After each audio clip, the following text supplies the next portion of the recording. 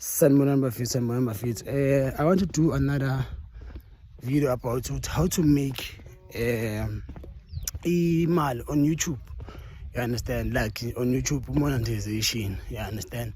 Because abantu abaningi like they always asking ukuthi YouTube pays. YouTube does pay, you understand? YouTube iyabhadala bafethu nje kakhulu yabo. But YouTube ibhadala kanjani inama requirements ewenzayo. For example, you must have 1,000 subscribers, and the 1,000 subscribers automatically bazodinga ukuthi manje ube ne 4,000 what was, because I want to say the exact name.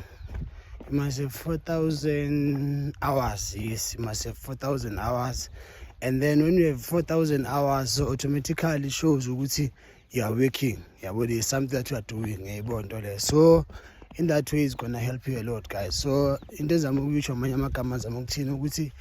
see a lot of people like they say, YouTube doesn't pay. It does pay as soon as you reach that requirement. As soon as you reach that requirement, it's gonna pay you, guys. It's gonna pay you.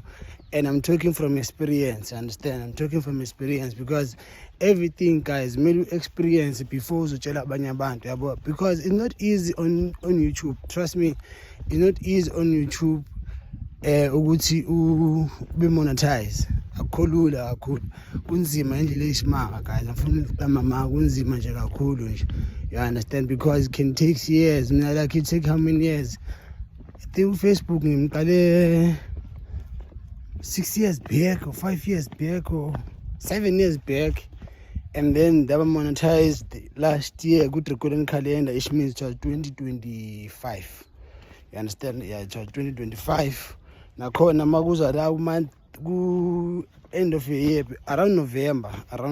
So I got monetized to get up, okay, and then it's by like ngenzimali, and then my first payment was on December, but it was not a lot of money. I'll be honest to you guys, it was only 1,000 rand and a couple of friends on the side, yeah, bro. So it's possible, yeah, bro. It's possible only if like we dedicated and we shy away, yeah, bro. Only if you dedicated and you do this thing, you're gonna get monetized.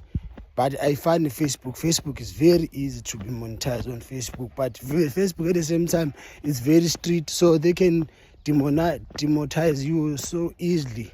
You understand? But here on YouTube, they give you a lot of lessons and a lot of ideas how to make it in content.